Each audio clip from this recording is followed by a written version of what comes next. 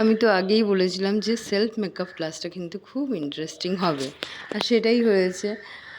আর যেহেতু আমি আগেই বলে দিয়েছি যে যদি ভালো না লাগে পোস্ট করব না, মোটামুটি ঠিকঠাক ছিল তাই পোস্ট করলাম।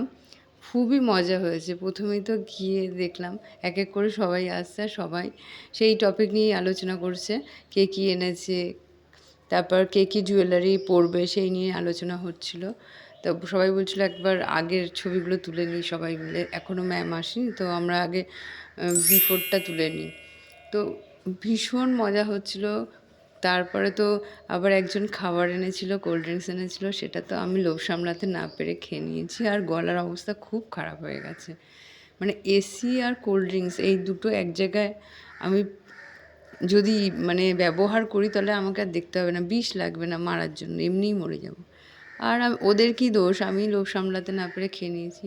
এই যে শাড়িটা দেখো, এই শাড়িটা হচ্ছে রিতার জন্য নিয়েছি, যেটা গোল গোল চুমকি দেওয়া। মানে আশ্চর্য হয়ে যাবে একটা কথা শুনে, ও কিন্তু জানে না যে ওর জন্য এই শাড়িটা না, ফটো দেখেছে, ও বলেছে তুই একটা নিয়ে আসবি। তো মানে অবাক হয়ে গেছি ও যখন ব্লাউজটা বার করছে, আমি যে এটা কী করে পসিবল, তুমি ওর ব্লাউজটা দেখো, পুরো যেন এই শাড়িটার ম্যাচিং করে আনে। এই যে কে বলবে না যে এই শাড়িটার সঙ্গে ম্যাচ করে আনেনি, একদম শাড়ির সঙ্গে মিলে গেছে। আমি বলছি বাবা কী কোইন্সিডেন্স, মানে আমি যে শাড়িটা ওর জন্য চুজ করেছি, ও যে ব্লাউজটা এনেছে একদম মিলে গেছে। ও কিন্তু কটনের এনেছিল, তবুও এই পার্টি ওয়্যারের সঙ্গে ম্যাচ করে গেছিলো। আমি তখন পুরোপুরি শাড়ি ঠাড়ি পরে নিয়েছিলাম, মানে এত তাড়াতাড়ি আমি সব করে নিই, এর জন্য বোর হচ্ছিলাম বলে আমি সবার আগে করে নিয়েছিলাম বলে আমি নিজে ভিডিও করছিলাম। সবাই তখন রেডি হচ্ছিলো এবং আমি অন্যদের যারা পড়তে পারছিল না ঠিকঠাক করে কুচি টুচি আঁচল, তাদেরকে ঠিক করে দিয়েছিলাম এবং আমার বেশ ভালো লাগছিলো এগুলো করে, বেশ মজা লাগছিলো। আর আমি কি করব, আর আমার যে তাড়াতাড়ি হয়ে যায়, আর ওরা তো সবাই পুচকে বাচকা ছোটো, তাই নিজে রেডি হয়ে ওদেরকেও রেডি করে দিচ্ছিলাম, কিছু কিছু ট্রিপস বলে দিচ্ছিলাম যে এরম এরমভাবে পড়বে। তো আর বাকি সময়টা ভিডিও করে নিচ্ছিলাম। সবাইকে রেডি হতে বলছিল ম্যাম যে এরমভাবে সবাইকে বসতে হবে, তো সবার সামনে মেকআপগুলো থাকবে একদম যেরকম ছোটোবেলায় বাচ্চারা পড়ে না জলচকির উপর, সেরমভাবে ওটা সামনে মেকআপগুলো রেখে তোমাদেরকে মেকআপ করতে হবে। দেখো রিতার ব্লাউজটা জাস্ট দেখো, মানে একদম ম্যাচ করে গেছে।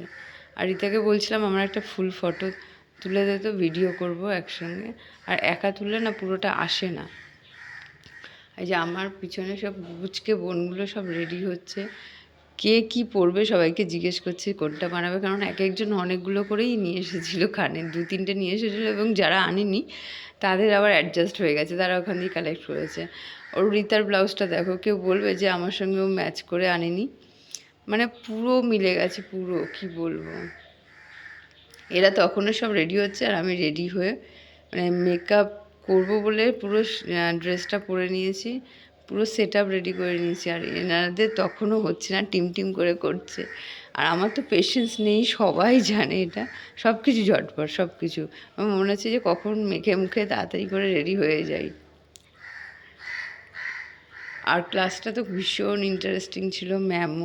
ম্যামও একটা লাইট কালার শাড়ি পরেছিল, জাস্ট অসাধারণ লাগছিলো, কি বলবো, আমি তো চোখই ফেরাতে পারছিলাম না, এত সুন্দর লাগছিল ম্যামকে।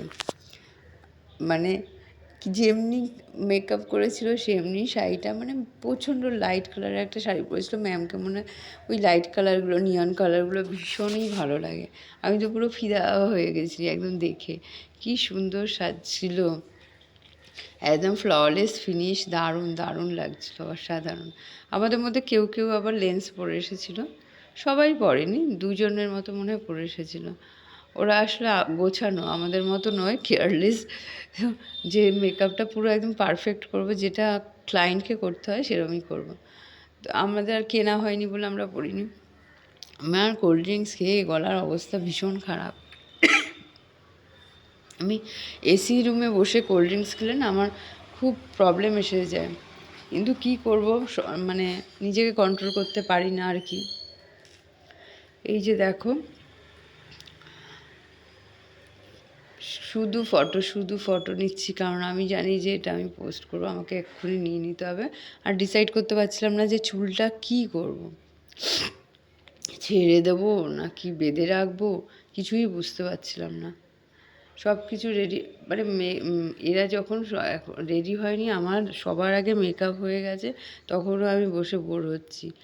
অনেক আস্তে আস্তে করছি, সবাই যেহেতু সবাই করছে, তারপরে তাও দেখি আগেই হয়ে গেছি, তাই জন্য আগে করে নিয়ে ভিডিও করছিলাম, এবং যারা ভিডিও করতে চাইছিল তাদেরকে ফোন টোন ধরে দিচ্ছিলাম, এই করছিলাম। ভীষণ মজা হয়েছে ক্লাসটা, দারুণ লাগছে, একদম অন্য জগৎ, মানে অ্যামেজিং।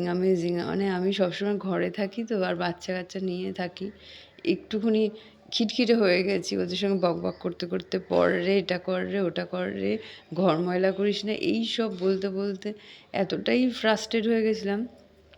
সেখান থেকে এই জায়গাটা নতুন পেয়ে আমার এত ভালো লাগে।